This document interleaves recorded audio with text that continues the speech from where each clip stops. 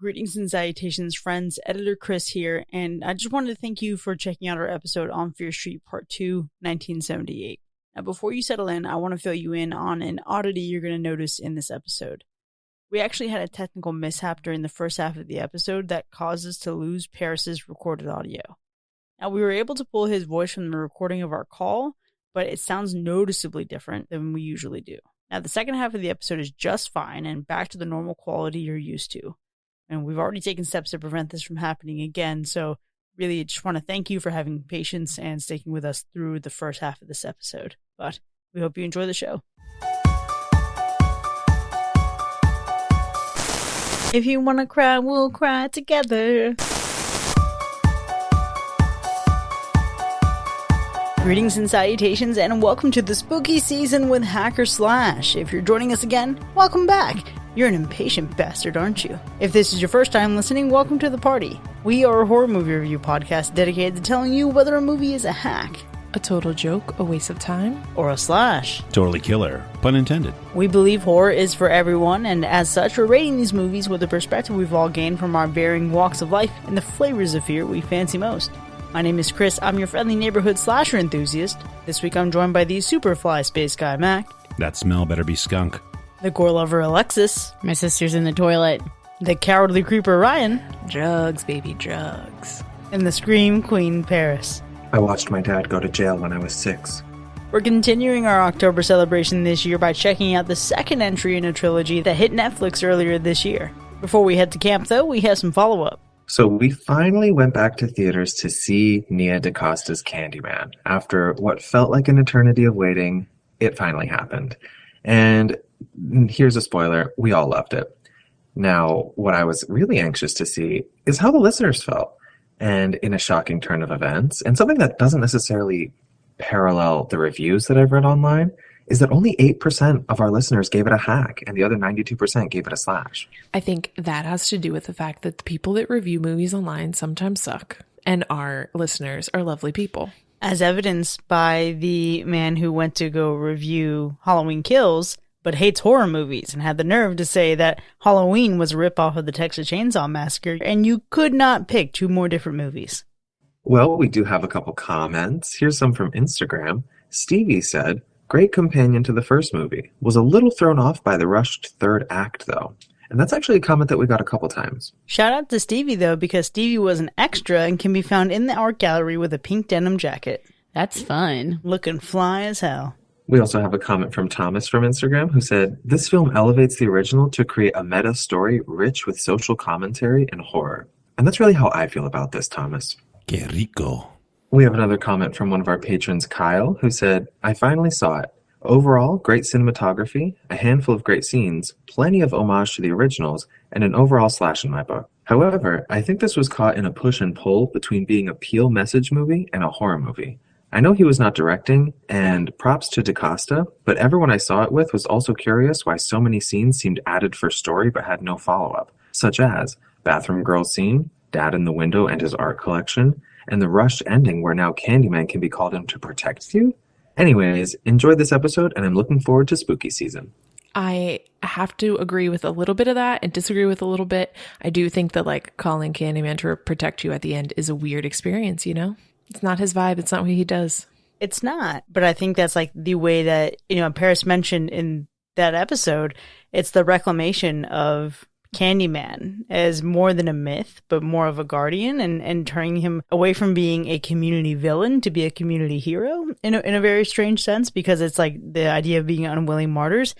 What I thought was really interesting, I feel like the message about her father had a very clear impact because his career and his actions overshadowed her, and she was constantly trying to be known as her own self, as her own woman, and yet the men in her life constantly overshadow her. So I felt like there was plenty there, but I will say that I agree that there's no follow-up to the bathroom scene. It was a fun kill, some of my favorites, but probably could have done some more wreckage. And we have one last comment from another one of our patrons, Alex. "I loved this movie, and I loved your thoughtful insights on the imagery and lore surrounding it. I saw it opening day, first show, and I can't wait to see it again. My only problem with the movie is I wish it was a bit longer. This more or less stems from me being greedy and wanting to dive deeper into some of the characters and their backstories. Nia DaCosta and Jordan Peele put forth an exhilarating horror thriller. Their use of mirrors was frightening and has permanently changed my relationship with my reflection. As Siskel and Ebert would say, 2 thumbs up. This is one of the strongest slashes I've seen in a while. Lastly, I hope to see this movie nominated for all the major awards next year. Now, I will also add that Alex tried to get me to say Candyman 5 times in his comment, but I will absolutely not be doing that, so that was omitted from this comment. I love that. I love that so much. You've definitely found a friend in Ryan here. Hey, I even challenged Brittany on Twitter to say it 5 times because literally nothing would happen. And as I stated there, the only thing that would happen would be Paris would sweat. Maybe Alexis would sweat a little bit, but nothing's going to happen. To be clear, she did take a long time to write back, and I was getting a little concerned. I also want to remind everyone, don't be like Mac, be like me, where I don't believe in ghosts, but I also don't believe in testing the world, okay? That part. And that's our follow-up. Well, back in episode 168, we covered the first film of a summer Netflix trilogy that unearths the darkness looming over the fictional town of Shadyside. That film, set in 1994, followed a group of teenagers during their encounters with the source of evil behind a series of brutal murders. The second film, though, takes us back in time to explore the trauma endured by another Shadysider, one who managed to come face to face with evil during a summer camp massacre. This week, we're talking about Fear Street Part 2, 1978. Now, who's already seen this before this episode? I shamelessly have. After we recorded Fear Street Part 1, I was so excited, and I feel like it was the day after that I sat down and watched this, and Part 3 a few days later after that. I'm in a similar but slightly different boat, which is I watched Fear Street Part 1 before we did that episode, and I had to go straight into Part 2 because these two, like, I don't know, one just makes you need to see 2 so bad. So I saw it a couple of months ago before we got around to doing it, but I'm so excited that we are. So I was not on the original Fear Street episode, but I did watch it in preparation for this. I gotta say, I'm with Mac, and I'm actually retroactively hacking the first Fear Street. So my expectations were low going into this, and I wasn't like super excited to watch the second one. Well, I'm glad to have somebody on that train with me. You know, I did not watch the sequel right away. I didn't watch the third one, obviously. I only watched the first part. So when it was getting around time to watch this one, I thought, like, what if I go back and watch Part 1 and Part 2 and Part 3 and I'll get the whole experience? But I didn't do that. I didn't have time for that in my life. So yeah, this was my first time watching it. Okay. Well, I watched the first one, then I waited a little while, watched the second one. We recorded the episode for the first one, and I immediately watched the third one after that. And man, I was on it. I was a fiend for a little bit. You're right, Ryan. When I watched that first one, I was left with this feeling of like, ooh, I gotta see it. I really gotta see it. And I'll refrain from sharing my opinions on the second film. But what I was really interested to see is, knowing now the full story, how does the second film hold up in terms of the little nuggets that you can go back and pick up on? There's a lot of nuance in the dialogue early on in this film before kind of, some twists and turns are revealed. And I was really curious to see what that integrity looked like. So I honestly expected to feel a little bit differently this time around and feel a little deflated. But what about the rest of you? Chris, I'm on the same boat as you. I didn't think it would have such a hype watching it a second time, but I was really looking forward to watching it this time and picking up on all the little nuances and little, I guess, Easter eggs per se that this movie has. Yeah, so I know that I slashed the first one, but I didn't love it all the way through until the end. And so once I got to the end of the first one, I was really excited to watch the second one. So I had some pretty high expectations. And I think obviously if you look at the eras that these movies are set in, the 80s is the most iconic, right? So this feels like it has to be like the best one. So I didn't want to hope for too much, but I do think I was prepared for a great movie. And I don't know if I got it. Maybe I did. It's a weird way to end a sentence. It really is. Interested to see how you feel. So I listened to the first half of the original Fear Street episode of the podcast because I just wanted to hear what everybody thought about it. And as a result, I had really high expectations going into that one. And then definitely the movie did not live up to those. So as a result, this time I went in with super low expectations, which, if you know me, means my chances of slashing a movie are actually much higher. Also, it takes place in the late 70s and there's a camp vibe. So I was like, if anything has a chance, of getting a slash for me in this series, it's probably going to be this one. That's true, but here's the important distinction here. It takes place in the 70s, but since it wasn't filmed in the 70s, it's not like you have a bunch of people who look alike. Most importantly. After we did the first part, I honestly expected this to just be more of the same. Like, I imagined all three parts would be the same, but you guys kind of sold it a little bit. You made it seem like it was going to be necessary to keep watching. Like, oh, just wait, it gets better. So going into this, I sat down, hit play, and hoped that it was going to be a massive improvement and that my patience would be worth it in the end. But was it? Oh, we're going to find out. Well, it was nice to get a different cast, but it still kept that same teen-targeted dialogue and cookie-cutter social tension from the first part. So while watching it, it kind of felt like the first part, but set in 1978. Really? It was the same character. I guess there was more, but Right. they were the same. Yeah, I mean, the cast from the first movie is in this one, right? Like Yeah. they're there like bookending it, but in reality, the rest of the movie is filled with other people. So I it's see what nice you to mean. have it be like, like other actors. The best way to describe how I felt during this movie was when you all are on your Dead by Daylight freaking tangents, and I have no idea what y'all are talking about because I don't play it, but I see how excited and how you guys get scared of it. And at some points, it can get really intense. And that's exactly how I felt during this movie.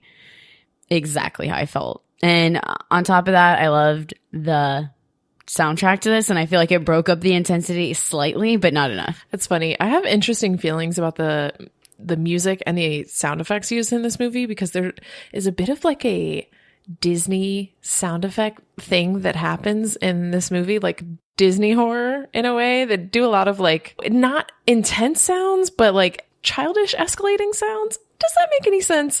I don't know. Score is really hard in a movie. The score definitely had like goosebumps energy. Okay, thank you. Thank you. Yeah, that's what I was feeling. And then the music I enjoyed, definitely, Alexis. But I would say for me, this movie was a lot more enticing than the first one all the way through. Not that I cared about the characters anymore, but what was happening in this movie is more interesting than what was happening in the first one.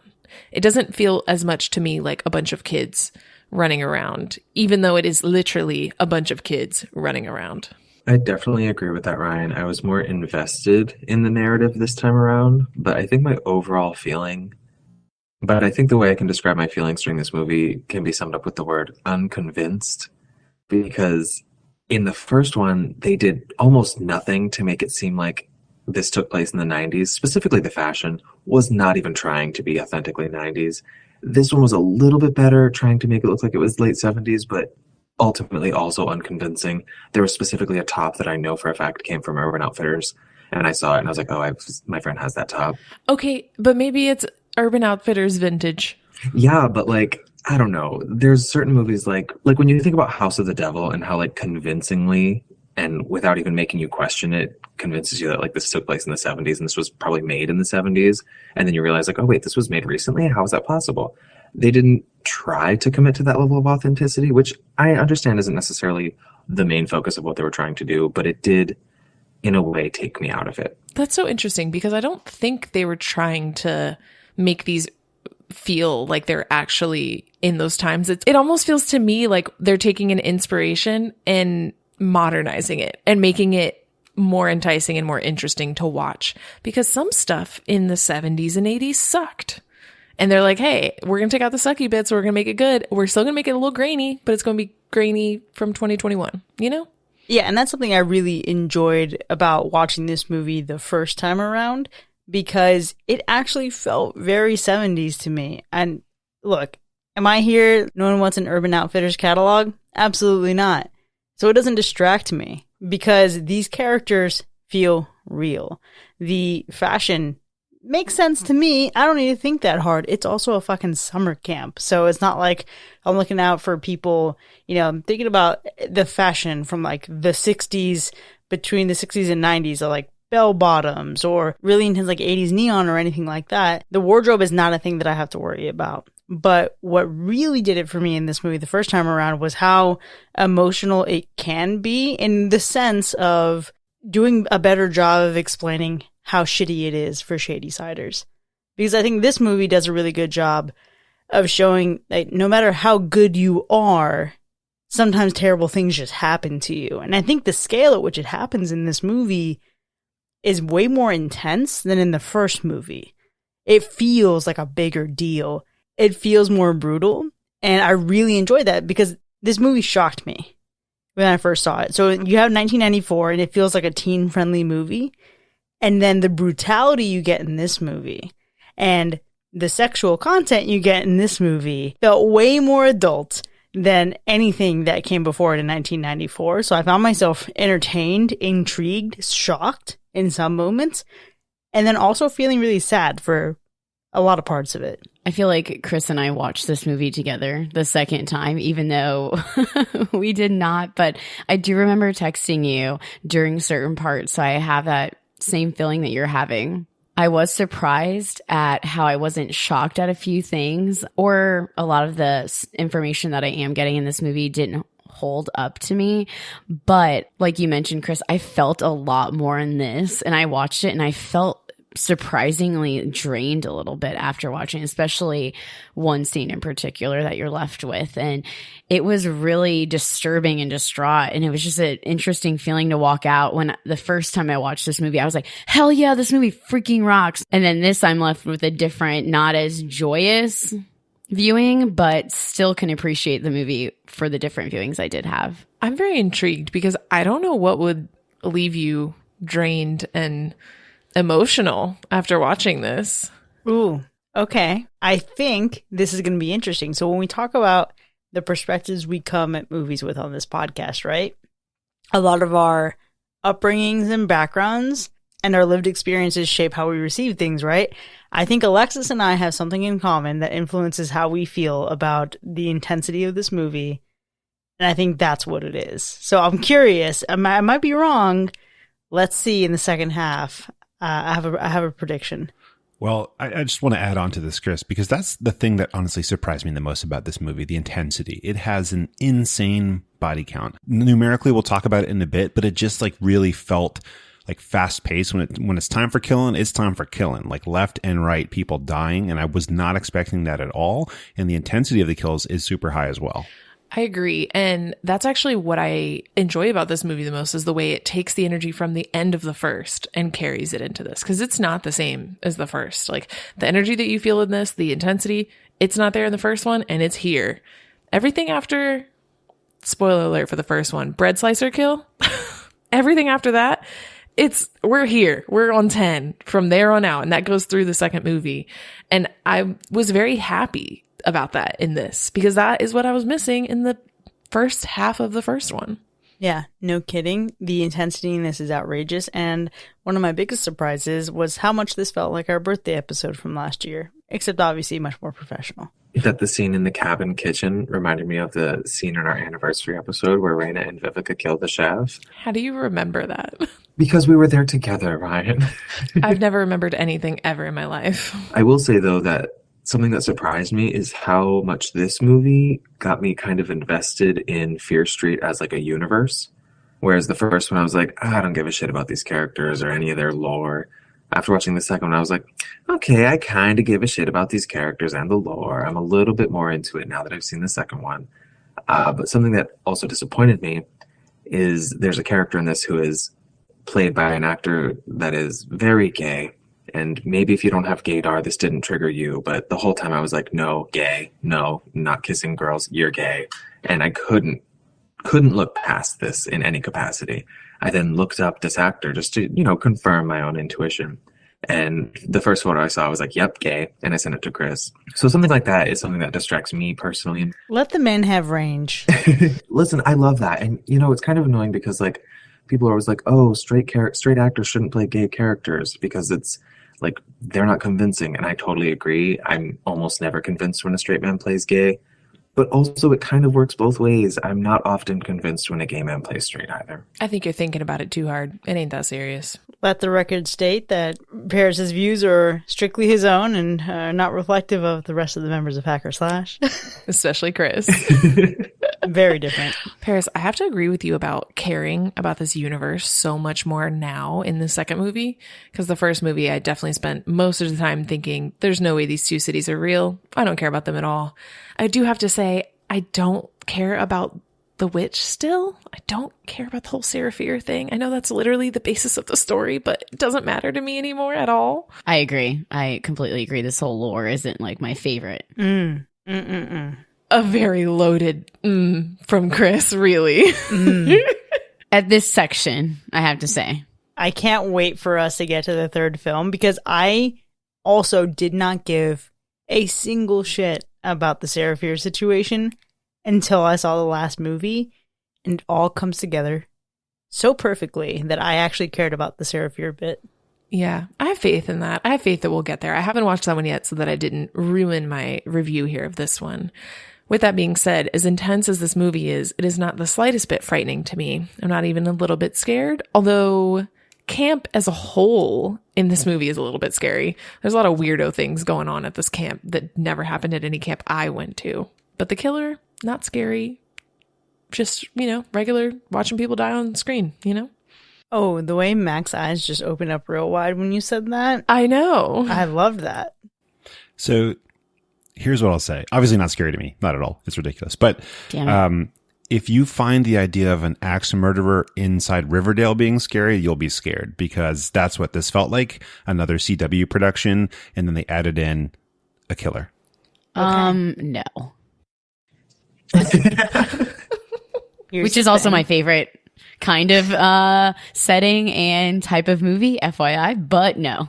Here's the thing. True. I no longer perceive the CW as a disrespect because honestly, there's a lot of shit on the CW I like, so I'm not even mad at it, right? I'm not even mad at it. However, I will say this movie is not frightening, but it is intense. But there were moments where I was deeply concerned and heartbroken for the people who bite the dust in this movie. Because this is purely a movie where just about nobody who dies deserves it. And it's hard to watch. Yeah, I'm really excited to unpack that a little bit in the gore. I love that you're excited to unpack that. Excited to unpack. Yes, I found it disturbing, intense, and mostly that has to do with gore and or kills, like you mentioned, Chris, that are two characters we truly care about. But honestly, it wasn't scary. I think the look of the killer in this movie is quite frightening. And the way that they move in this movie is kind of frightening too, but definitely not scary. I will buy one ticket for the not scared train. I'd like to buy a ticket for what is scary is the idea that that guy could have been dating Cindy Berman, because that's unrealistic. I literally said to my boyfriend, is it wrong that I have a problem with the fact that we're supposed to think that this is a hot guy, quote unquote? And then I realized that they were all sitting together at the losers table, and I was like, oh, okay, never mind.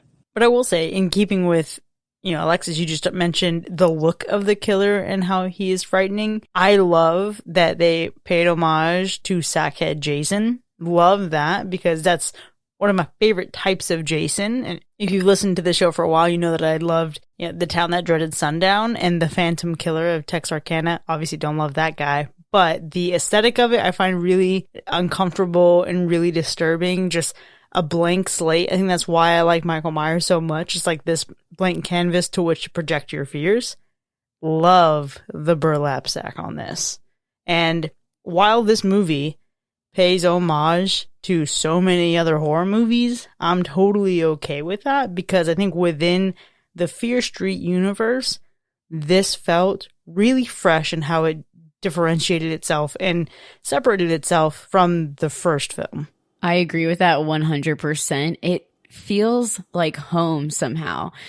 And Chris, I think I might have texted you this. If I didn't, I was definitely thinking of it in my head. I was like, this is exactly what I would want of a 70s, 80s slasher in 2000s. It feels familiar. It feels like a Sunday where you're wrapped in your blanket, eating some popcorn that is my favorite, home style, the best kind by Pop Secret. Hey, I had some sea salt popcorn. Yeah, it's like sitting there with some popcorn and enjoying a good movie. It just felt homey to me watching this somehow, randomly. I saw Paris's face. Paris, I'm not saying that this movie is original, but I am saying that I'm glad it wasn't just a straight up rinse repeat of the first, and it managed to distinguish itself. I just think it's generous to say that this movie is original within the 3-movie franchise that it exists.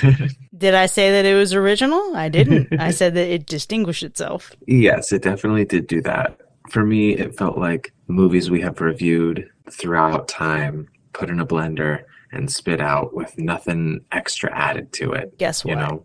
I'm going to break it down for you real quick. Every movie we review from here on out, it's every other movie put into a blender and spit out, oftentimes without something spicy in it.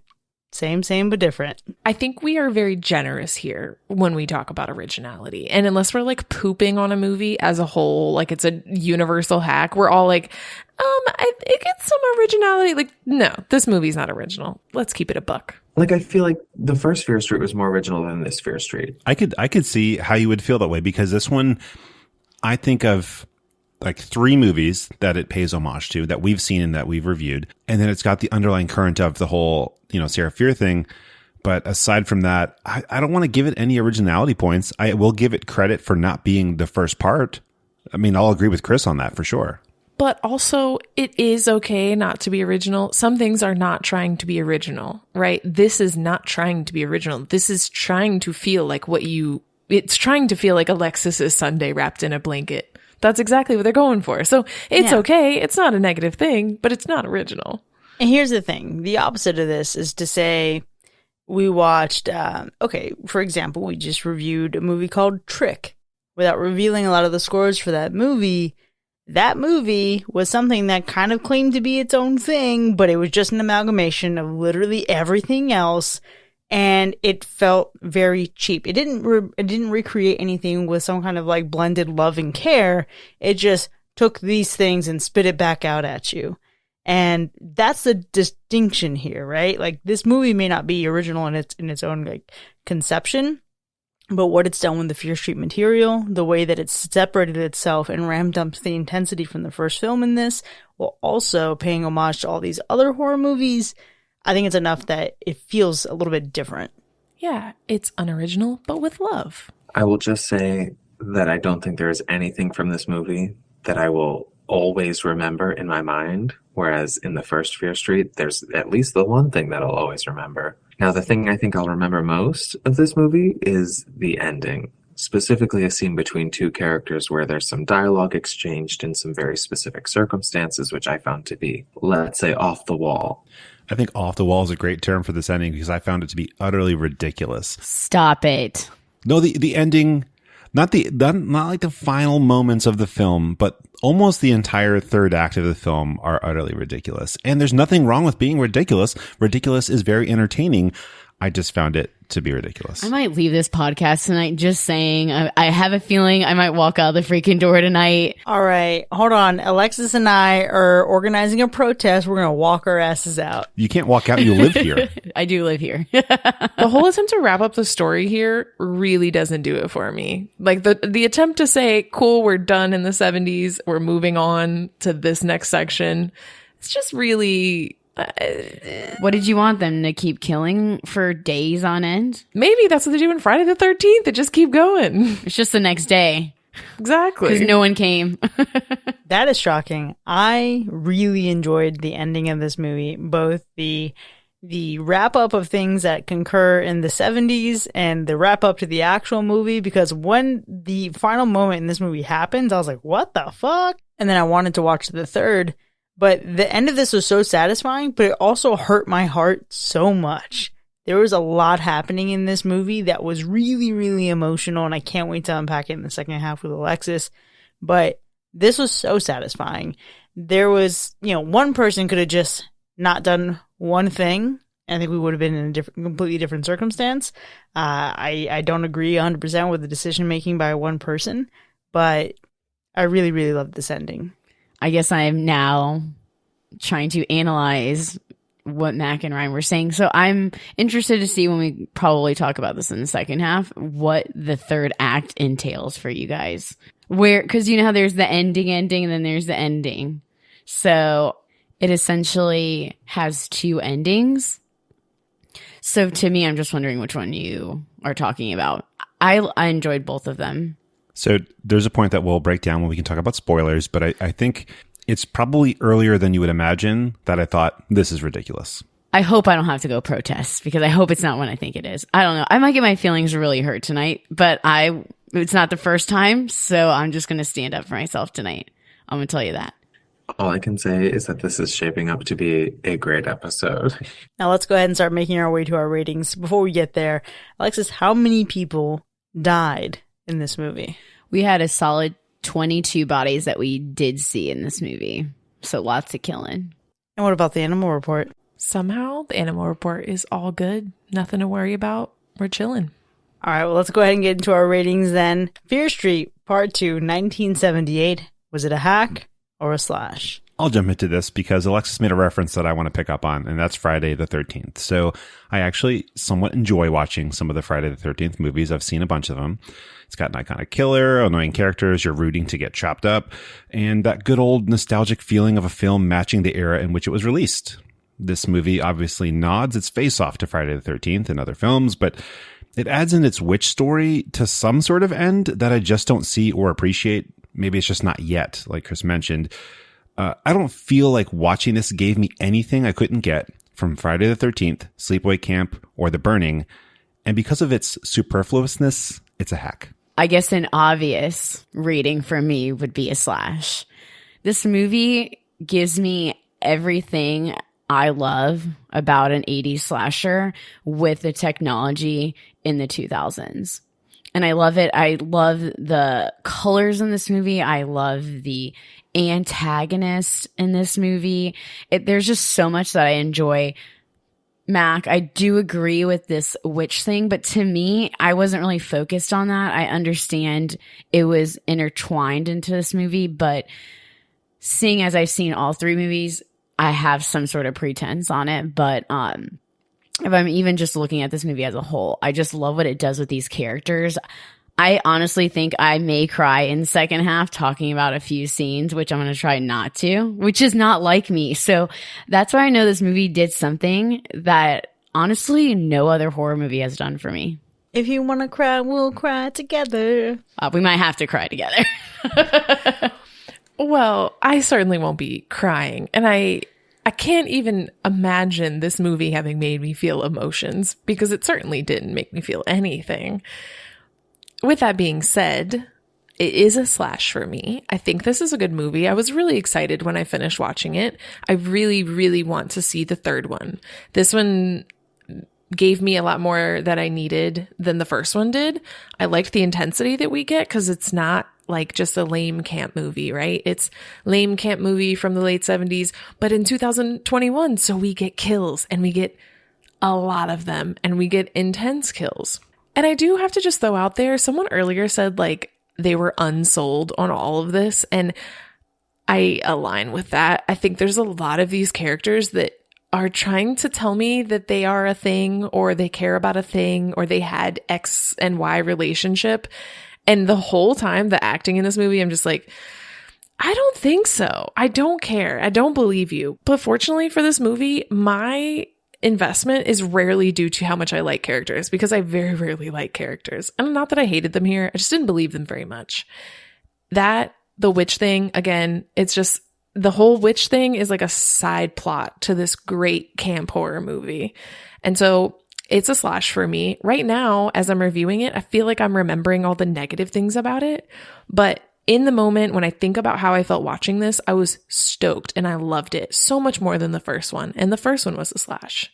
So I have to give this one another one. So I came into this movie with low expectations because the first one did not do very much for me at all. And I can say that this movie is definitely better than the first one. I have not seen lesbians spend this much time in a cave since the last time I watched The Descent. Were they lesbians? Probably not. Was I waiting for them to kiss the whole time? Yes. God forbid girls be friends. They were down there forever, right? They were stuck. What do you mean? Hey, they did pose them in a way that made it seem like they were going to kiss. Their faces were 4 inches apart. I'm going to be honest. I never got a single whiff of lesbian vibes there at all. And I'm going to take that as accurate because I trust your lesbian radar more than my own. I would hope so. With all of that being said, this movie, like the first, has so much goosebumps energy.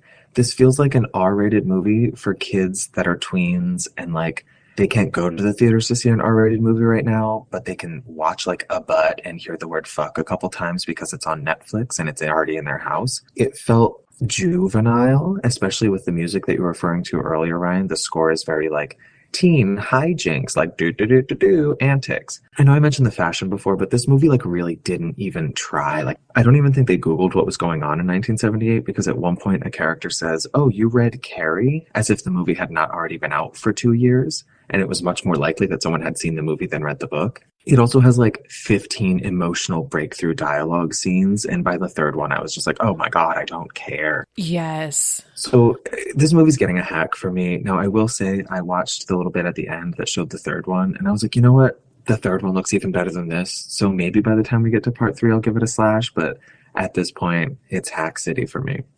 It's so harsh. You can just have a good time. I feel like this movie is the equivalent of you telling me to have a good time. Absolutely. Okay.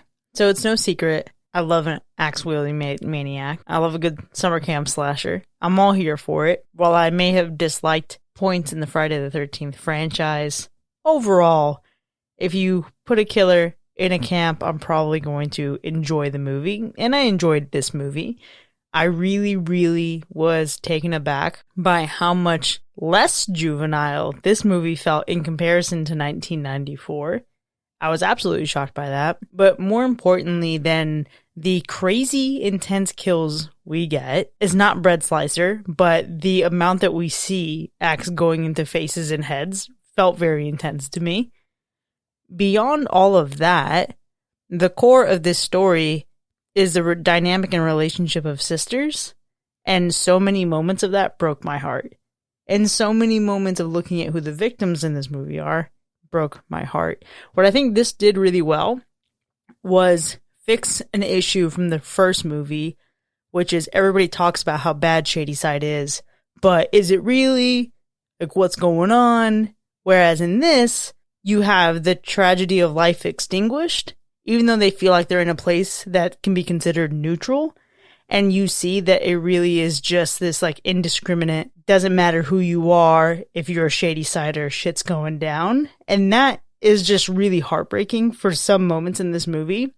But what I love more than any of that is the perfect way this movie captures that late 70s nostalgia. Even though this movie doesn't feel like my favorite 1978 movie, Halloween, it still does enough to feel like I'm going back in time, and I'm clearly separated from today. I'm clearly separated from the 90s, and that's enough to satisfy my little slasher enthusiast heart. So with that, it's getting a slash, and even better than that, Fear Street Part 2, 1978, has earned 3 slashes and 2 hacks. Now you can find this movie streaming on Netflix.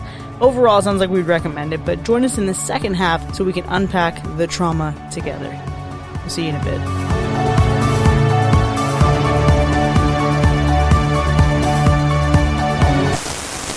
Are you planning to waste your entire summer begging your parents for money to spend at the mall?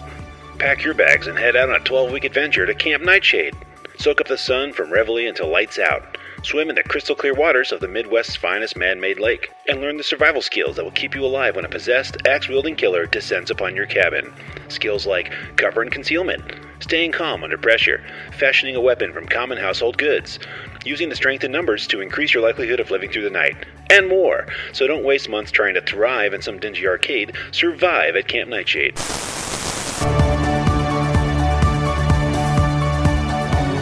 Welcome back, folks. You are now entering the spoiler zone for Fear Street Part 2, 1978, which has earned 3 slashes and 2 hacks.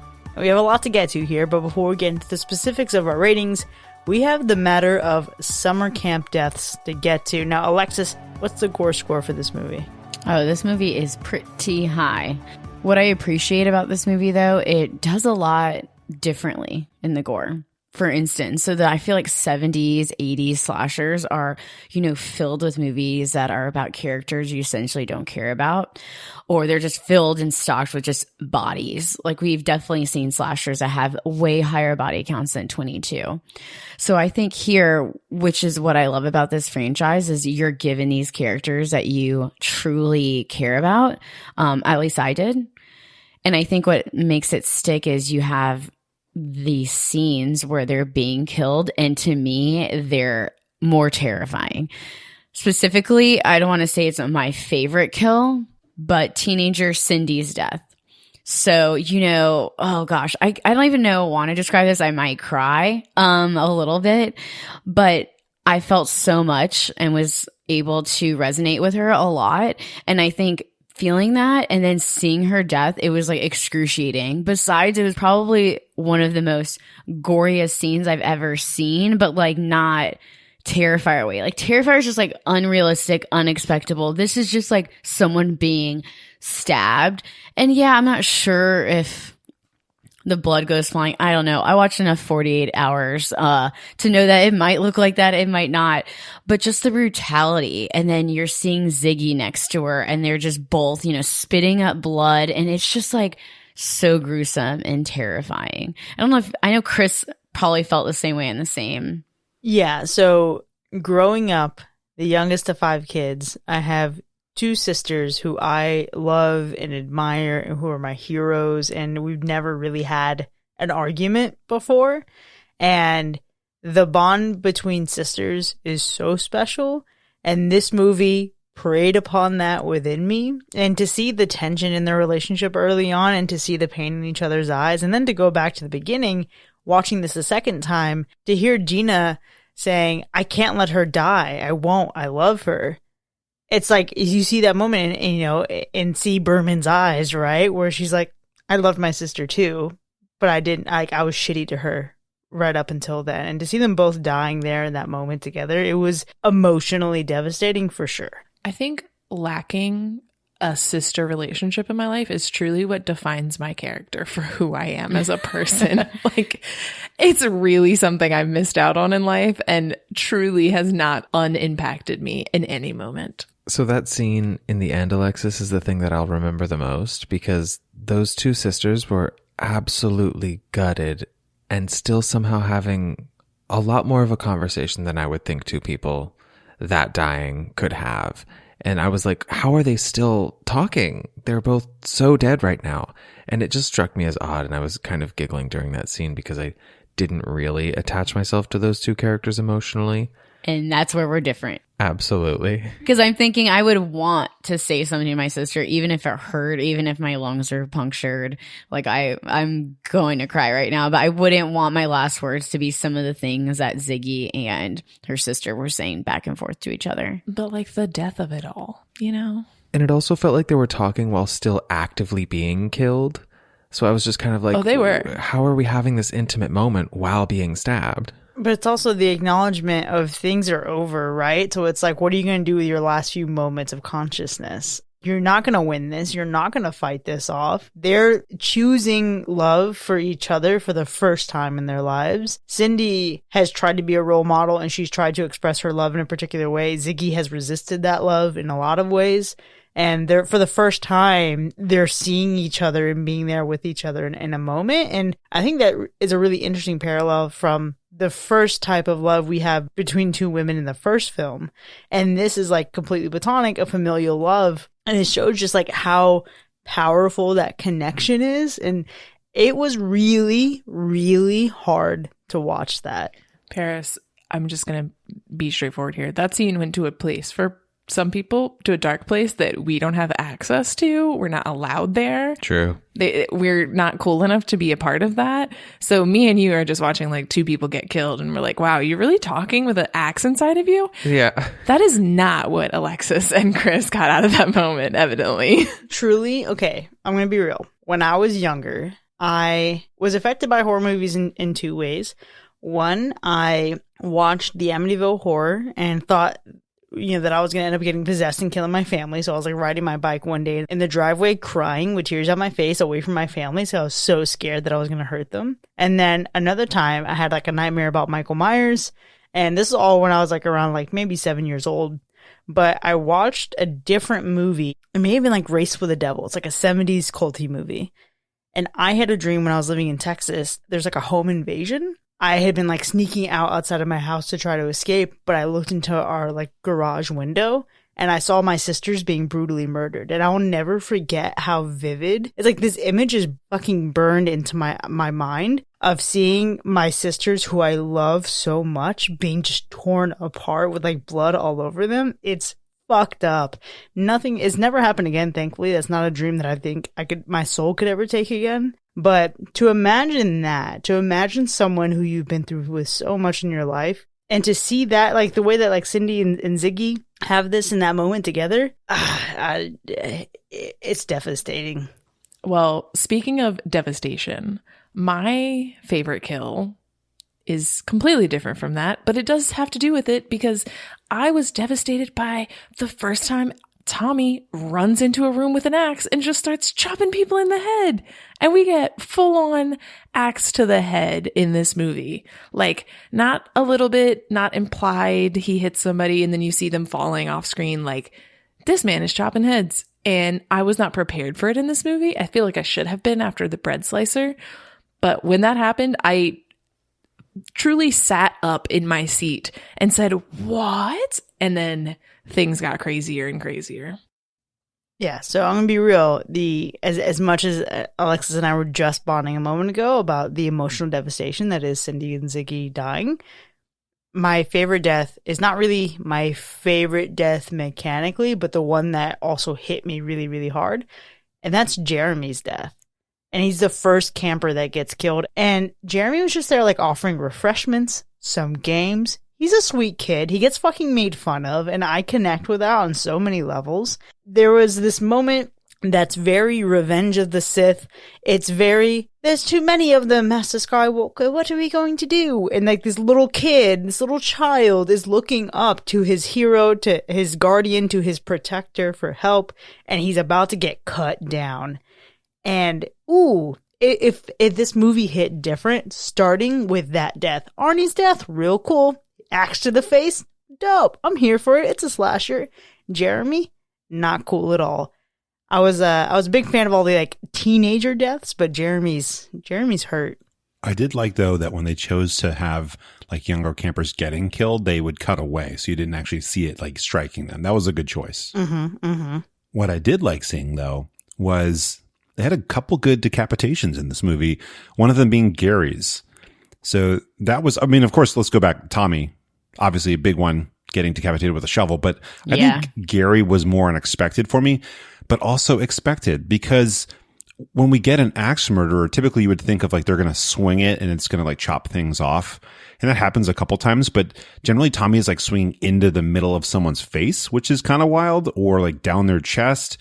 And this was, I think, one of the first kills where it felt like what we were expecting to see, like, oh, axe, strong, swing, head on the ground. There you go. Boom, decapitation, done. Or maybe an arm or something. But in this case, it was just like, that's what I was here for.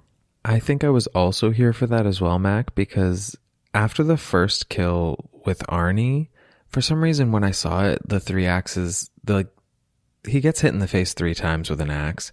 And each time I was like super aware of the CGI. Like I feel like there were a couple of frames where it moved like independently from the actor. And I was kind of like, oh, that's not the best effect. But from that point forward, like every axe wound looked like a full CGI, like copy paste kind of thing to me. And I was kind of disappointed by that. But I think the decapitations were a little bit more effective with their CGI effects. Now, even though the CGI didn't necessarily do it for me, I think my favorite kill had to be from Joan, because she died wearing a really iconic look, which is just a denim jacket and some white cotton panties. And if I were ever to be killed at a camp by an axe murderer, it would be in this same exact outfit. So true. That is your look. I mean, you have to have something on under the shorts. Exactly. Do you? Plus, she had just gotten laid, which is like really the best way to go. To put your underwear back on? I mean, I guess so. Well, I'm done talking about panties. Let's go back to the gore. So I found it super interesting. The way these movies were filmed, they were filmed back to back. And actually the second one, so this part 2 was filmed last. So Lee Janiak, she admits that the fast-paced scheduling of shooting these films back-to-back pretty much gave her this sort of punch-drunk feeling for all this dark material. So the only answer in this one was more blood, more blood, more blood. She said every time we had a scene with a killer and attack, I was just like, more blood, more fucking blood, let's do this. And there was no negotiation. Everyone was just like, all right, we're going to do it, which I thought was fantastic. It's like it was you, really. Yes, I can relate to her. Honestly, I watched a few like panel interviews of the cast of the Fear Street films and her, and hearing the way her mind was working around creating the world of Fear Street, so good. I will drop a few links in the show notes to a couple really good ones, but it sounded like this was a really collaborative, really special production process. Yeah, definitely. What really surprised me, and I don't know if it surprised you guys, even going to part 1, was that these were rated R, because they don't seem like they are. That bread slicer do be rated R. That's for sure. I guess, yeah. Yeah, I think it's not surprising considering the language and the extent of the violence, right? Like why it's rated R, but I don't think like the rest of the movie feels rated R. Speaking of language, Alexis.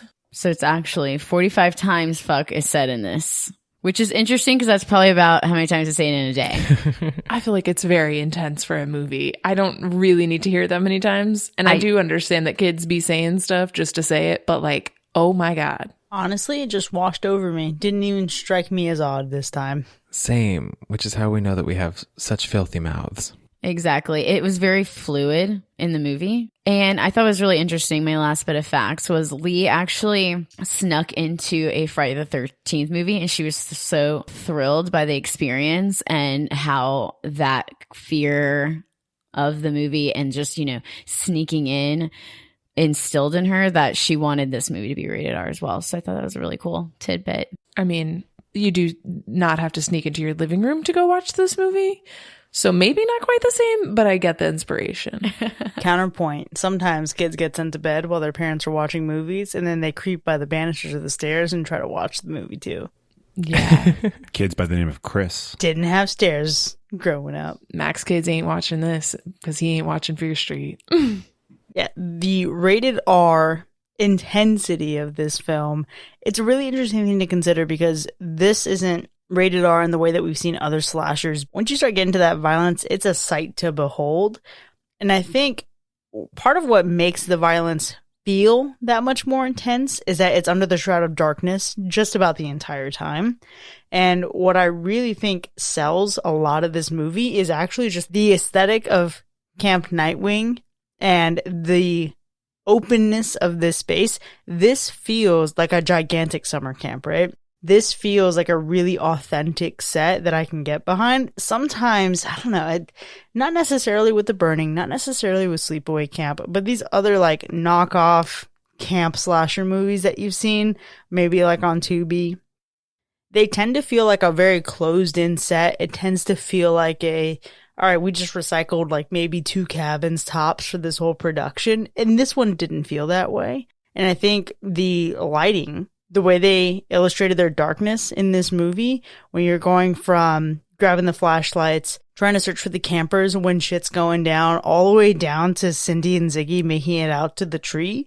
This movie is beautiful. Chris, I agree with you, but I do have to mention that it was almost like too big in a sense that like the whole like underground witch situation, I felt like they were down there for what seemed like miles of walking through a maze and everything. And I didn't really understand where they were. And then for them to be under the bathrooms was just kind of a weird like separation for me. I couldn't quite mesh the two thoughts together because I think the camp felt really real, like you said. And that bathroom actually leads to one of my favorite visual elements, which is really weird, but it's kind of a general feeling for Fear Street. No. Yes. And it is the way they choose to make some things not feel as gross as they could be. Like Fear Street as a whole so far has almost had this little bit of like a fantastical element to it for me. Like some things are just not as real as they could be. And being inside of the hole that is an outhouse truly could have been the most disgusting thing anyone has ever seen on film, ever. And it wasn't. And it's those little things that I really appreciated. Thank you for not just putting poop on a rock and putting it in my face. But also, it was poop on a rock. And I feel like we really didn't get the full disgustingness of people climbing out of a toilet. Yeah, we definitely didn't. Think about Alice riding up on that bucket, which had she not had one leg injured, I feel like she could have used the rope to climb up a little bit more and kind of progress the whole situation. Yeah. But to know that she had that open ass wound on her ankle, that bone popping out, Oh. skidding down the rocks of poop, you know that had she lived, she would have lost that leg. No. To gangrene. Oh, for the rest of the movie, all I thought was, oh my God, Cindy smells worse than anything's ever smelled in life, okay? Oh. I just really appreciate the fact, yes, when Cindy died and told her sister she loved her so much, she smelled like doo-doo, okay? Yeah, that is honestly adding insult to injury. Yeah, it is. That's adding sepsis to injury. But like that like red, like, I don't know, fungusy type of situation. I don't know. They just did some really interesting things. And that being such a disgusting scene is actually quite intriguing because of the way they approached it. And that's a thought process they took through this whole movie and this whole series in my eyes that I really enjoyed. I loved seeing Cindy. Covered in poop? No, it was actually when she was covered in blood. I love that. I definitely have these, final girl vibes. It was just like very empowering to see her like that. And it was very reminiscent for me of the main character in Ready or Not and her look and how distraught and all the stuff she went through at the end and see the final product. I just loved seeing that and being able to like compare the two. Okay, so I have a question. Might be jumping the gun just a bit, but considering that Cindy gets the full final girl treatment in this movie and she's not C. Berman, how did you guys feel about that? I thought it was completely obvious the entire time that C. Berman was Ziggy. That's just in my eyes. I didn't even consider that they were trying to sell something else because the story is basically about Ziggy. Like the whole thing that she's telling the kids is all about Ziggy. To me, I didn't think that they were trying to mask it in any way. Same.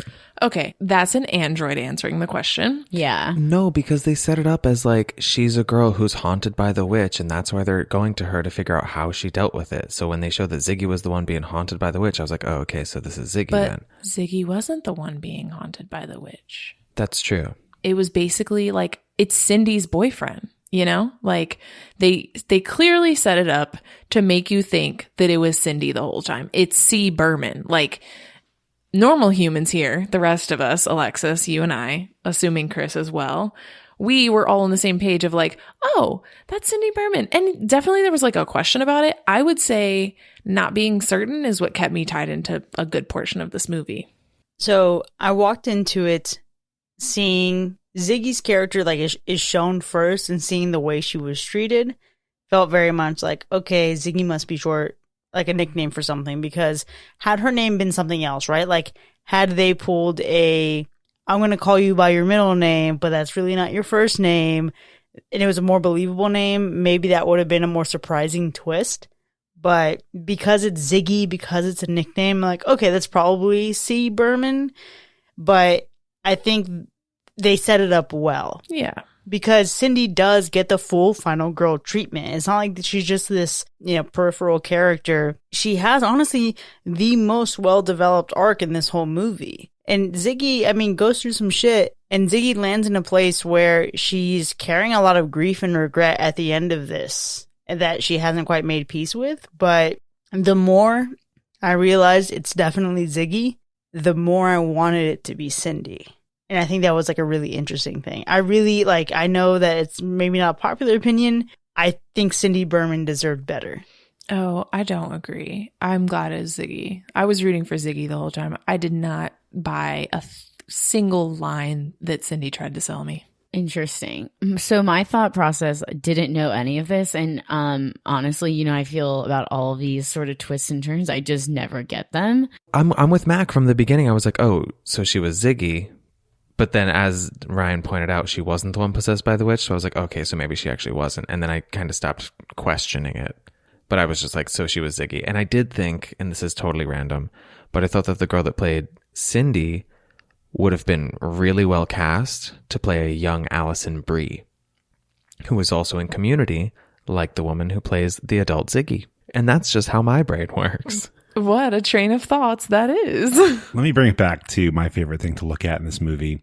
So Chris already mentioned the campground. I thought that was honestly, one of the best parts of the movie was the setting. But when Tommy finally gets the mask, That's when it's like seeing Jason get his mask, right? When he gets that sack over his head and his look is completed to the killer that we get in part 1. I was so happy because in part 1, he's super menacing because he is that like blank faced killer and because he's just like large and fast and swinging an axe around. And like when that moment happened where it was like, I'm going to choke you out with this burlap sack, I was like, yes, this is how we get that killer. That honestly was the best part of the first movie. That's so true. That moment was really great where it was just like that classic aha moment. Like when they say the title of the movie, but less corny. It was that. Like, oh my God, that's how he gets it. Now you're living on Fear Street. With Sarah Fear. Personally, while the campground was definitely very cute, I definitely preferred what was going on under the campground with that enormous cave. It reminded me of like a better version of the cave from Leprechaun 2. And the more they explored it, I was like, this is kind of fun. They were definitely there a lot longer than I expected them to be, but every time they were down there, we got something new from the cave, and I wasn't mad about it. Leprechaun 2 is such a great parallel, and I hadn't even considered that, but it makes so much sense. Maybe, canonically, this is the same fucking place. Because clearly, you run down one tunnel, you're going to end up right back where you started. True. Would this movie be better with a leprechaun? I don't know. If only they had that map. Speaking of map, when they finally realize that they're under the commode, like one, what a great moment. They're back at camp. We don't have to see this anymore. But two, like realizing that was their way out and then like trying to get out of it was my like favorite scene in the movie. Really? Yes, because we get so much packed into that little period of time. We get Tommy running in and, dispatching my favorite kill. So that was cool, right? But we also get a headless body falling down onto the girls, them slipping down the wall and like feeling more stuck and more helpless, which was also great. And we get to see a girl knock somebody out. So that was cool. Yeah, I actually forgot that even happened. Don't you think they would have known they were walking up to the area that was a toilet? By the fragrance? Yeah. It was just very intense. Everything happening there was very intense. I think they were put off by the smell of a quivering bladder. I do appreciate the underground scenes, but my favorite scene is definitely, and it's a sequential sort of thing. Tommy is first hacking at this door, very reminiscent of Jack in The Shining, which I am obsessed with. I was like, that's a good nod. I'm giving this movie a slash for sure. No matter how trashy it would have ended up being, but it didn't. And continuing with that scene, I appreciate when Cindy is also underneath the, I guess, mess hall it is, and Tommy is also in the same building, but somehow the music is kind of diluting the sound that Cindy's making to get out, and then also what's going on between Ziggy and Tommy. To wrap up that scene, I love when Tommy gets the sack head on. It was just a, nice cherry on top of a great movie, and I just appreciated that so much. So I'm going to go the inverse of that, and it's going to be the beginning of Tommy's rampage. The subtle realizations that you have, obviously shit's going down when Nurse Lane is trying to kill Tommy. He's like, I don't know what's going on, but I suddenly feel real funny. And you realize that he's walking around with the flannel of the killer from the first movie. You're like, all right, it's going to be this guy. It's going to be him. When he finally is just all zoned out and grabs that axe and kills Arnie, and the realization and the chaos for Cindy and Alice in that moment, and they're just hauling ass trying to get away from him, and the rocks are crumbling, and they realize that he's still alive and he's on his way out, and you get him emerging from the ground. It's just a villain unleashed in a really, really cool way, a devastating way. Very shortly thereafter, it was almost like its own climax in a really interesting way. Chris, that is one of my favorite scenes as well. I think mine goes a little bit further than that, which takes us into the rest of the beginning of his rampage through the actual camp that I really enjoyed. It came a little bit later, but I love that. I'm going to go with a little bit of a silly favorite scene besides that, and it's right after the nurse is taken away in the ambulance. And then you kind of get this big zoom out of the camp, and then a song starts playing and the whole mood changes because it's very like somber for a moment there. Everybody's kind of freaking out. And then we get Don't Fear the Reaper playing. And I talked about this in the first episode that we did for Fear Street, and I just have to talk about it again, okay? Because this movie does things on purpose. And one of those things is like using songs intentionally. That song, again, Don't Fear the Reaper, creepy vibes, okay? There's a couple other times in this movie where the song lyrics are very intentional. However, I personally feel, because in this movie, they start that song with someone hitting a cowbell, I personally feel that they're referencing the More Cowbell skit from SNL, and it just sticks with me in this movie. And I don't know why I'm so stuck on it. I don't know why it excites me so much, but it just does. And I just like to think someone shooting this movie was like, oh my God, have y'all seen that skit from SNL? Let's reference that and see if somebody gets it.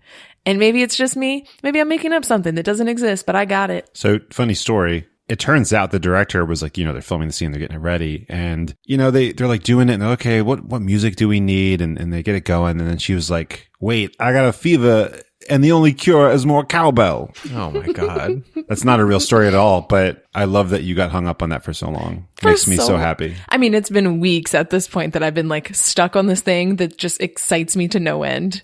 Wait, Ryan, just to confirm, the song Don't Fear the Reaper is made famous by the movie Scream, right? That the song was famous before that, right? Yeah, but like as far as horror references go, they totally stole it from Scream. Sure, that's fine. That's fine. I'm stuck on this. The cowbell. Okay, got it. Did you watch the video? There's more. It's because they start it with the cowbell. The kid rings a cowbell or whatever. It's not really, but it sounds like a cowbell. And then the song plays, and it just feels like they have to go together. Yeah, I hear you. But I also want to take this as a shining example of when lyrics in a song in a horror movie works to accentuate things, and it did not fucking work for me in The Conjuring when that one random ass song was just inserted in the middle of setting up the house with the ghosts. I rest my case. I still stand by that song choice. I felt like it definitely matched the vibe at the time in The Conjuring, Chris. But something I definitely agree with you on is the idea of like a villain unleashed in this movie. And that's definitely showcased in my favorite scene, which is one of the first scenes we get in the flashback to the late 70s at this camp. And that's where we have Ziggy being bullied by Sheila and like the rest of her gang. The scene starts off with Ziggy running through the woods and then absolutely just getting clotheslined out of nowhere by that dude. And I was not expecting that at all. So I laughed very hard. And it also made me pay attention. And I was like, okay, wait, I was distracted and now I'm back in it. And then the scene where she's kind of like tied to this tree, they're like burning her arm and Sheila's being like an absolute monster. It reminded me of like all the stories my mom has shared with me about like what bullying was like for her in like the 70s and how like evil and sinister kids were back then. And I was like, okay, this is like a really dark situation for this girl. And they're like using this like stupid witch storyline to justify the bullying. But ultimately this girl's just being a hateful bitch for some reason, probably because this girl has gorgeous red hair and she's naturally beautiful and she's probably jealous of her. But I was just like, this is a really relatable scene for me. Yeah, the clotheslining to introduce a world of shitty kids feels undeniably 70s, which again, just really adds to the nostalgia and the vibe here. And one of the things I think this movie does really, really well is fill it with a bunch of characters that seem like authentic ass humans. I think some of the ones we get in 1994, I didn't really have issues with, but I think, we commented on how odd some of the relationships were, even though the characters became likable over time. But in this one, I had no trouble believing any bit of it, except for that Cindy would actually go for a guy like Tommy. Yeah, I know we spoke about it in the gore section, but these felt authentic to me. And I really felt for Cindy in particular. She's trying to save money for college and she's trying to do all the right things and be there for her sister, and how she gets so mad during certain scenes and goes after Nightwing.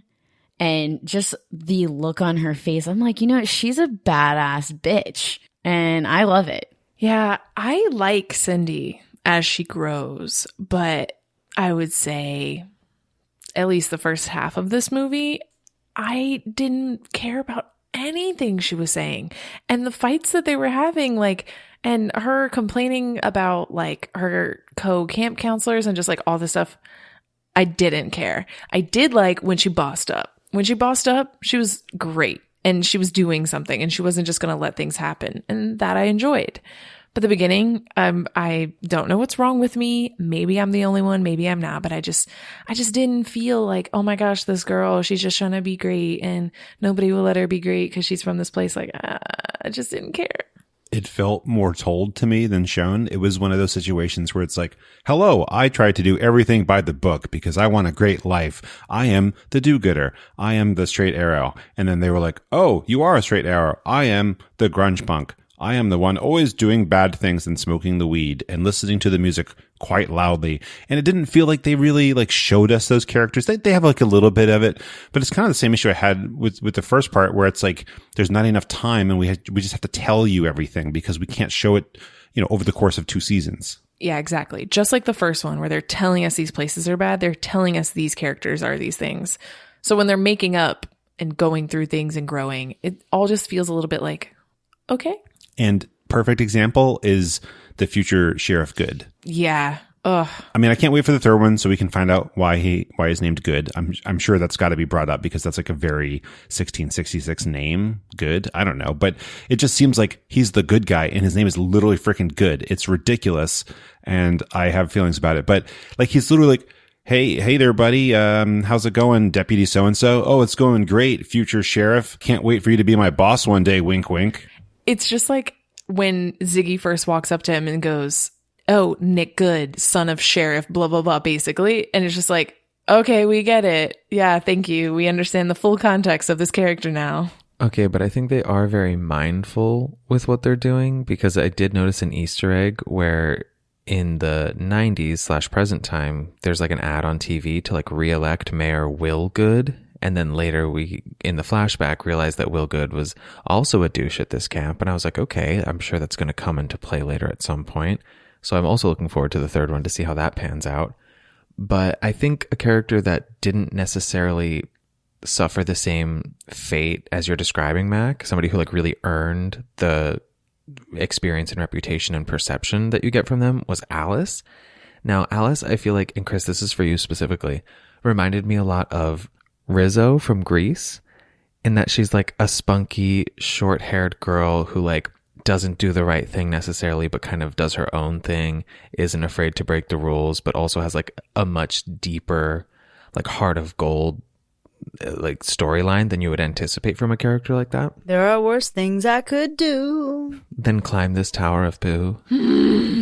Also, Alice's name is Ryan, so shout out to her in real life. Shout out to her indeed. And I don't know. I think I struggled a little bit with Alice. I think she became less annoying as the movie went on. And I didn't dislike her necessarily, but I don't know. As someone who, when I was younger, strived to do the right thing and was honestly burdened by the incompetence around me, I really related to Cindy in this movie. And here's the thing that I like about Cindy. She is trying so hard to operate in a world of such elevated pressure on herself to be a good role model, to rise beyond her circumstances. And eventually she just caves in and gives in to frustration. And, she has her whole arc, and I totally get that. But I really, really, really enjoyed her from start to her tragic finish. She, I think, was honestly one of the best parts of the movie for me. But the worst part of the movie for me was Tommy's sideburns.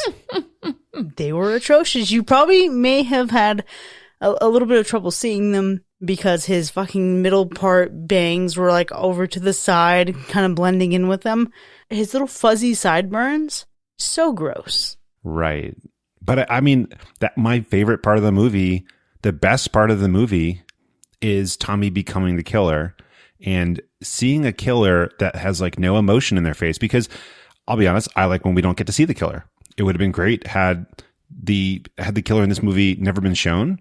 But if you're going to show them, if they're like making silly faces while they're chopping people up, it takes away so much, of the fear that some people might, get from a movie. But because we got to see him without emotion and completely like no remorse whatsoever, it made for a good killer. And when we get the bag, it's like picture perfect. It's all complete now. But I didn't think I was going to enjoy that happening without a mask or something the entire time. And every time he shows up, you're just like, yeah, he's about to demolish somebody. So that's sideburns and all. Best part of the movie was Tommy as the killer. Yeah, Mac, you're so right. That is a great part of this movie. And fortunately tonight, I get to talk about a worse part. And for me, I'm going to go on a little rant here. It is the moment when this movie wants me to believe that a hand was buried under a tree, and then a mall was built around the tree. The ground of the tree is still the same ground. There's no foundation of the mall. The ground that is inside the mall in the planter is the same ground before the mall was built, and that's where the hand is found. That is absolutely the most chaotic thing I've ever seen happen in a movie. And it just doesn't make any sense. It's ridiculous. There wasn't an end. It was not necessary. It didn't lead us anywhere. It did nothing for me. And this is the thing that adds to the like fantastical parts of Fear Street, because they didn't even try to make that realistic. No one vetted that idea. They didn't care at all. It was dumb. 3 things. 1, I agree. 2, I can't wait to see what you think about the third movie. Oh, God. 3rd, suspension of disbelief. No. That's beyond that. That is beyond suspension of disbelief, bro. That's ridiculous. Because logic comes into play. The disbelief is suspended from that tree. So, because you can start to imagine, like, how did they get the tree into the mall? So, 1, like you mentioned, they built the mall around the tree. So it sounds like that mall's going to fall down one day because they couldn't, like, properly build it. There's no concrete underneath. Right.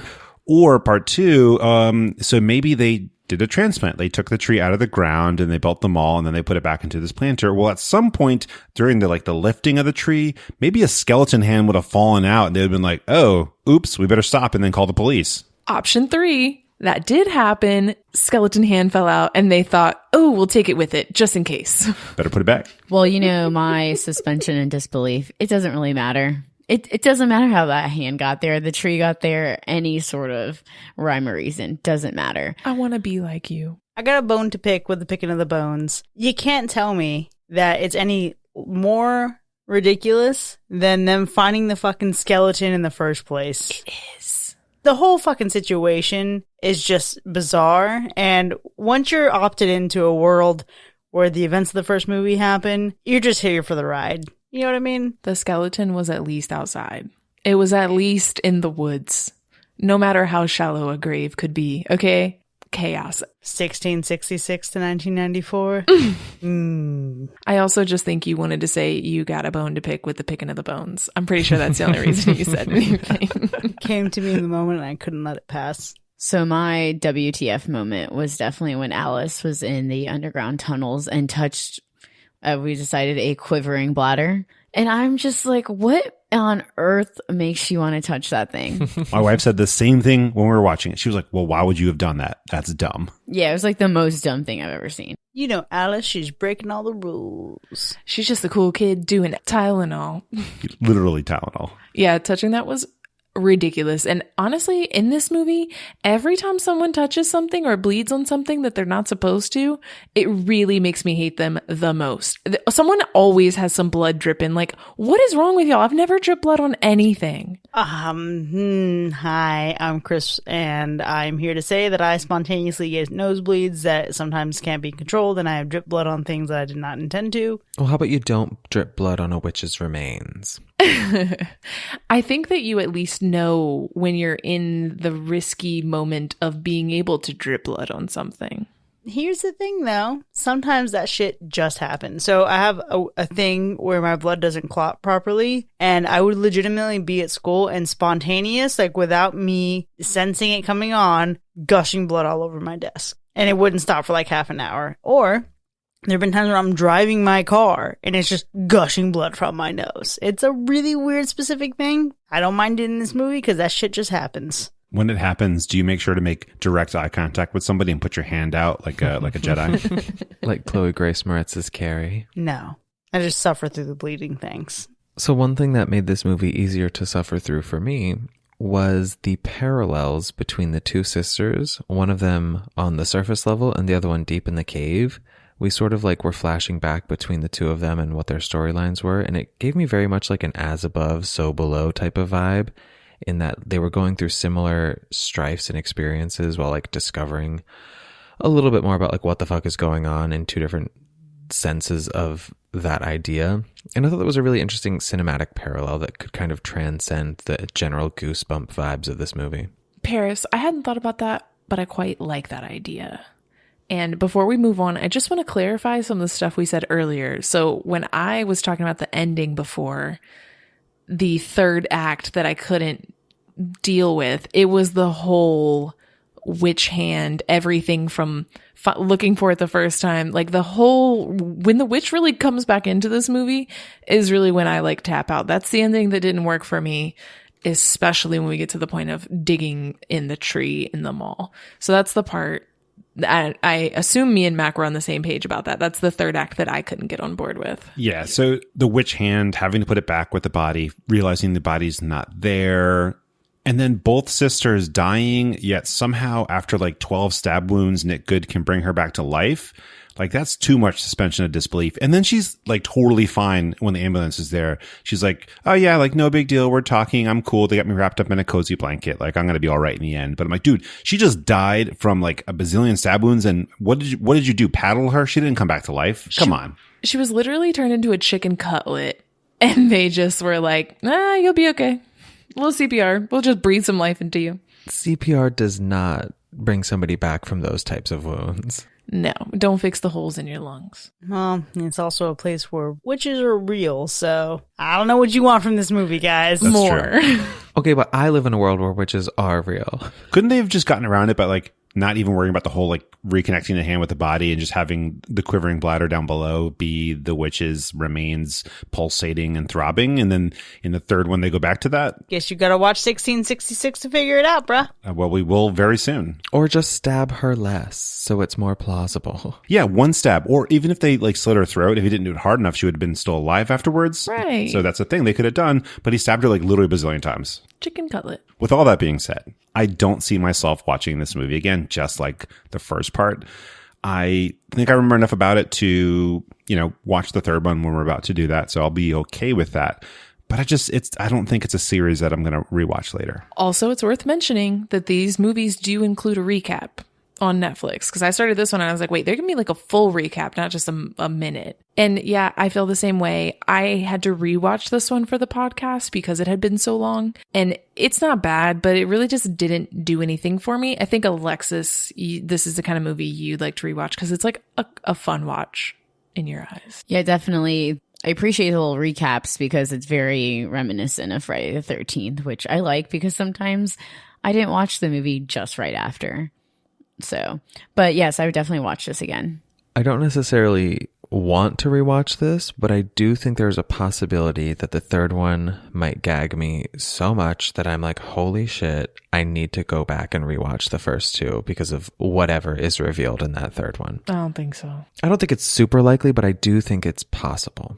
Well, I'm not here for any of the disrespect thrown at Fear Street. I will be watching this again. Certainly not anytime soon, but I think I could live in a world where once a year I watch all three movies just for kicks and giggles, maybe nice little summer trilogy action. But I will say one of the things that I've enjoyed about having watched the third film is going back and exploring some of the relationships and dynamics between a lot of these characters. And Paris, I'm looking at you.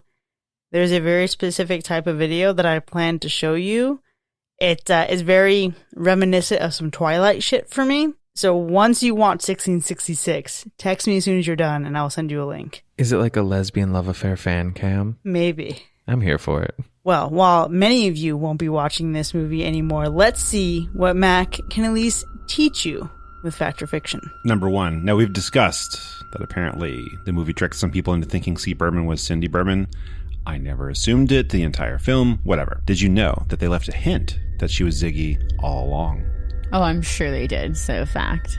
I'll say fact. I bet it was in her house. I too missed the memo I was supposed to have, but this movie's full of Easter eggs, so I absolutely believe this is true. Yeah, it's a fact. She's got a dog named Major Tom from the Bowie song Space Oddity. Oh my god. And her name is Ziggy, which is Bowie's temporary stage name, Ziggy Stardust. I actually did think about at least the Major Tom part. I was like, oh, that's a cute name for a dog. But also, how cute would it have been if it was Cindy and she named her dog that as a tribute to her sister? That'd be cute. Also, how adorable was it when she tried to protect Major Tom by putting him in the closet and he was whimpering and she said, I'll protect you.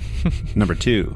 Talking about Ziggy, Gillian Jacobs actually coached Sadie Sink on her mannerisms to make them seem more like the same human being at different ages. Fiction. I feel like there's not that much you see of the one character, the older one, so Fiction? I'm also going to say fiction because I feel like this should have happened, but I don't think it did.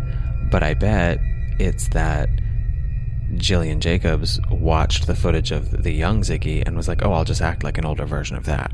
No, this one is a fiction, but simply because they didn't even meet until the movie premiered. It's Netflix, not surprised. Also remember that they filmed this movie after they filmed the other two movies, so... Oh, they filmed this one last?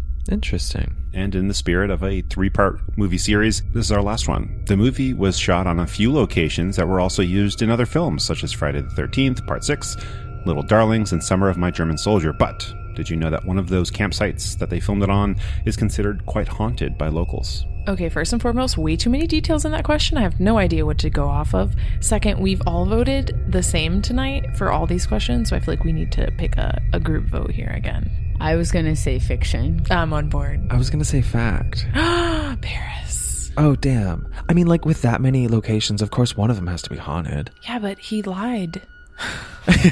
He lies so much. He does. Okay, fine. I'll vote fiction. And this one's a fact.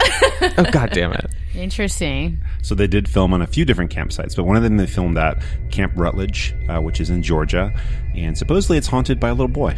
Well, that's not that scary. Oh, does he have a porcelain mask on? Does he beat people down with a baseball bat? Wait, do we ever learn what that is? Because I've been waiting. I thought we did learn it in the first one, but most importantly, why do we not ever get more of him? Because he's great. Yeah, I need like the full movie about his origin story. Who knows? We'll see what happens. And that's been Fact or Fiction. Well, there you have it, folks. Fear Street Part 2, 1978, has earned 3 slashes and 2 hacks. Now, I have a lot to talk about here. Alexis and I have been feeling some things. Mac and Paris have been feeling different things. And remember that the talk doesn't end here by any means. We still want to know what things you've been feeling this whole time. Now, keep in mind there are a number of ways you can reach out to us, starting with our website, hackerslash.live. Or on our social media accounts on Facebook, Instagram, and Twitter.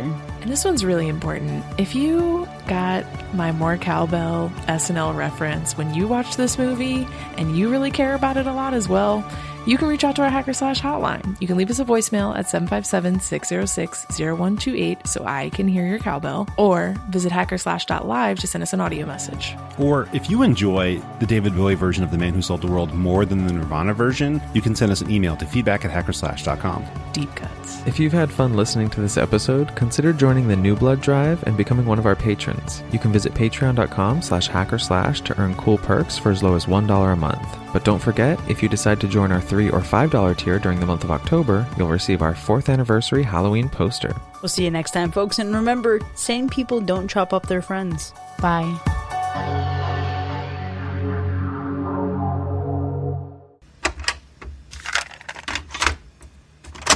So this week's free side topic comes to us from one of our patrons, Liz.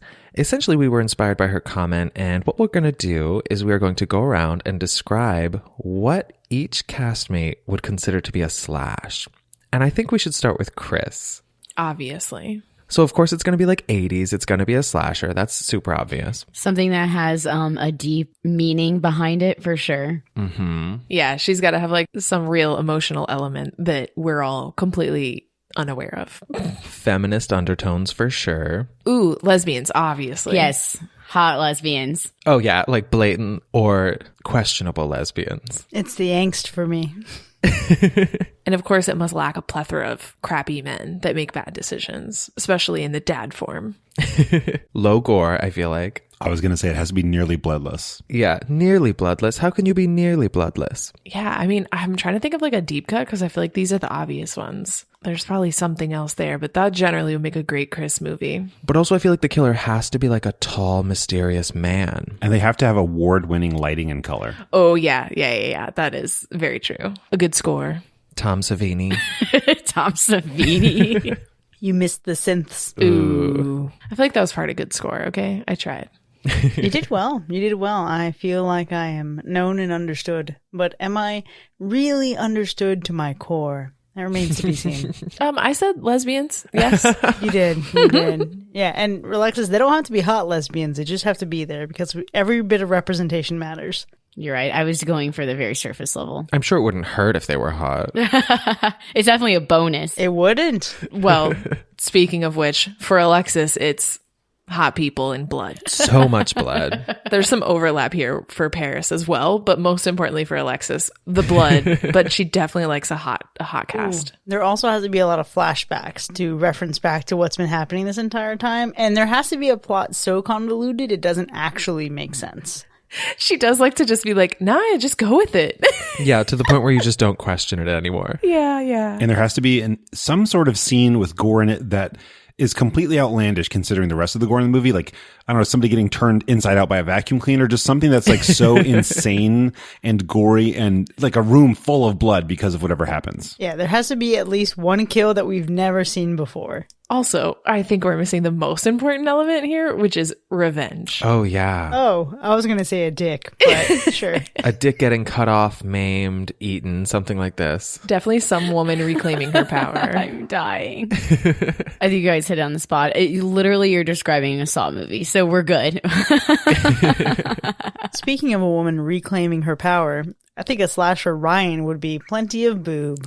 You beat me to it. But also, like, nothing from the 70s or 80s. Every character is distinct and easy to identify from the rest. Oh my God. So a 90s horror movie with lots of boobs. Comprised of only actors and actresses that Ryan knows, which is like 10 different options. But they also have to have really cute puppies and or dogs in it as well. That don't die. And a really tall, attractive black man. Oh God, yes. Mic drop. Oh, or several. So basically what we want is, for Ryan, I'm hearing Idris Elba just runs up and stabs people and then looks lovingly into the camera. Yes, but the makeup has to look good. And the practical effects too. Remember that. So Suicide Squad? Essentially. I think the one thing you guys are missing for me is I really love a killer with like a good intention. You know, I really fall in love with I really like to root for a killer. You know, that's the shtick that I'm into. But Freddy didn't have good intentions. At all. But you could still root for him. I mean, did he not? You know, he's just trying to Get revenge. increase the dream world population. Which is a noble goal. Sure, let's ignore that horrific backstory he has about why he got murdered in the first place. Well, I completely don't know. The second one doesn't exist in the canon. That doesn't happen. He's not a pedophile. Yeah, Ryan famously does not acknowledge that element. Ryan's Freddy is not guilty of those crimes. He's innocent, sweet man, just needs more company. And speaking of guilty of crimes, Paris's ideal, oh man, everyone has to have totally on fleek fashion choices. Agree. And like, I know I said attractive people for Alexis, but for Paris, like, it's important, okay? These people have to be dimes. They need their own style. They have places to go, people to see. They're all doing something, and it has to be practical. They specifically have to be carved by the gods. They have to be flawless creatures. And even then, it can really only be gorgeous women. Absolutely gorgeous women. If there is a male central to the story, he wants nothing to fucking do with it. So true. There also needs to be a dumb bitch or a stupid bitch in the movie. Okay, but he loves a smart one as well. But there's gotta be a dumb one. Alexis is right. But also, one has to be evil and conniving. Mm-hmm. And one of them, or somebody in the movie, needs a completely realistic wig that they are wearing super well. Yeah. Also, there has to be something that appears to set the feminist movement back by about 50 years, but somehow he's okay with it. Oh my God. So true, though. Okay, I think you guys are missing one very important, deeper element for Paris's movie. Nipples? No, it is he loves a callback or like an Easter egg, you know, like a little nugget. He loves a hidden nugget that relates to something that he gets. I do. I absolutely do. I feel dragged by this right now, but I can't deny any of it. By a callback, do you mean a callback to Panic at the Disco? Because if there's at least one Panic at the Disco track, he's in there. I'm in it. How did we not address the music of the movie that Alexis would slash? Because that's, I feel like, a really good point there. That's true. It's a very specific soundtrack. And I can't tell. I know for Paris, obviously, the shortest possible shorts are very important, but I don't know if Ryan or Alexis would really care about that. Nah. What? I've talked about short shorts so much. Yeah, but Paris cares about them more. Yeah, he definitely cares more. But I think we can all care about them. He'd care more to wear them. okay, so we have to get, for Mac, out of the way the obvious here, which is science fiction. Space. Something in space. Yeah. But also women are treated 100% respectfully in the movie. No ifs, ands, or buts on that rule. And the main guy has to wear moccasins. Obviously. He also loves a story that is like rooted in realistic, like historical times and like not a time period, but he loves something that's relevant to something that happened in the world and he can make a point about it. You know, like he cares about these people and you have to know what happened 10 years before this. But it has to be logical. Exactly. You can't be fictionalizing that shit. It has to be ripped straight out of a history book. Also, any representation of Army of Darkness gets a slash. Basically, the moccasin-wearing man has to be Bruce Campbell. Exactly. Also, a Steadicam needs to be utilized for every single shot, and there can be no gross sounds. Basically, what you're saying is I want Wes Anderson to make horror movies with Bruce Campbell in them. Yes, yes. Or, hear me out, I know it's going to sound wild. Give me the exorcism in space. He does love the exorcism. So wait, there's episodes of Star Trek that are like that. Ooh. We need the exorcist in space. We need some real serious Catholic dads in there. They've got to be bringing out the one ghost, the one true ghost, the Holy Ghost, aboard the Nostradamus. This all sounds amazing. You know what's weird is that I'm so not well versed in sci-fi that I have a hard time even knowing what to say you would like in a movie because just the generalization of sci-fi is all I have. I can't get any more detailed than that. Chupacabra. Maybe something with like an AI antagonist as well. Well, I actually like an AI protagonist where the AI and robots are actually like the heroes or the good guys, or they're being, suppressed in some way and now they're set free by the end of the movie. Did we also mention any movie that has any Star Trek character or cast members in it? Oh, yeah. So just like Ryan's movie can only be cast by the 10 people she knows, Mac's movie can only be cast by Star Trek alumni. Also, I think there's something to be said about like the attempts at scaring Mac, right? If a movie doesn't try to scare Mac and base a lot of its efforts on Mac being scared, it's a slash. But if he's supposed to be scared, it's not going to work. Can't try too hard. That's absolutely correct. The real trick is to not be a horror movie at all. And instead just be an episode of Star Trek. Right. And then say something about the nature of mankind. Right. And Sigourney Weaver gets an exorcism. And if you've listened to this podcast long enough, you probably already knew all those things about all of us, to be fair. For real. So true.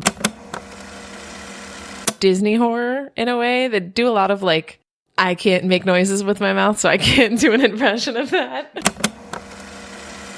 I think I'm pretty on board with what Max said here. I'm going to be honest. It's like, are you kidding me? We just talked about this before we went on the mics. The ending got you.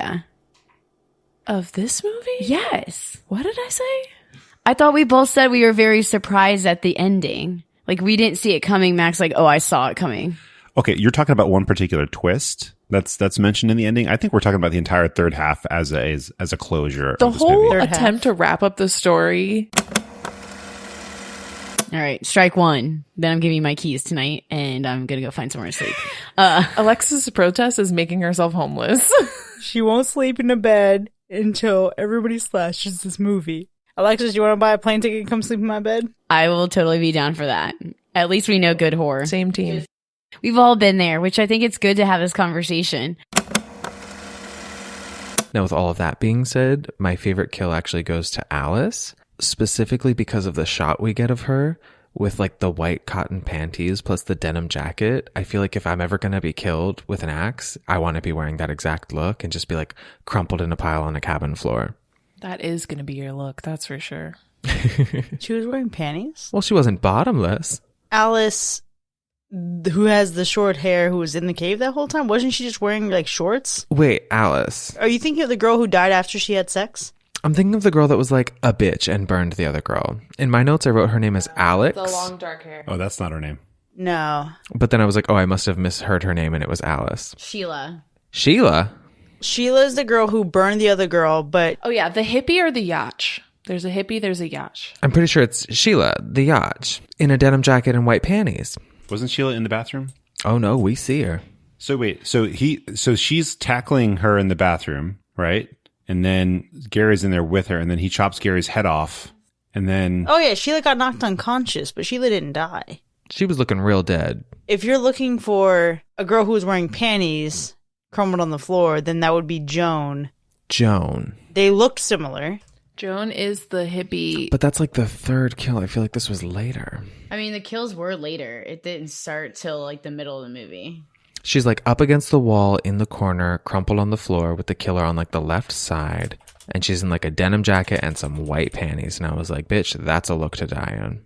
Oh, plus Sheila's a Sunnyvale kid. Yeah. She didn't die. She got knocked unconscious. It's definitely Joan. None of the Sunnyvale kids died? No. Is that a thing? The only one who got hurt is Nick. Also, we need to address that Alice's name is Ryan in real life. Paris, I'm sending the link in the group chat, 1355. Yeah, that's definitely her. She's wearing like a denim jacket and pink. Yep, that's her. It's Joan. Yep. Yeah. Oh, yeah, and she does kind of look like Sheila. Yes. Okay, that's her. Absolutely. Definitely thought that was Sheila. Here's your Cool. little... It's literally Exactly. Paris. Look Exactly. at the bulge and everything. Just the bulge. It does look like a little bulge. Okay.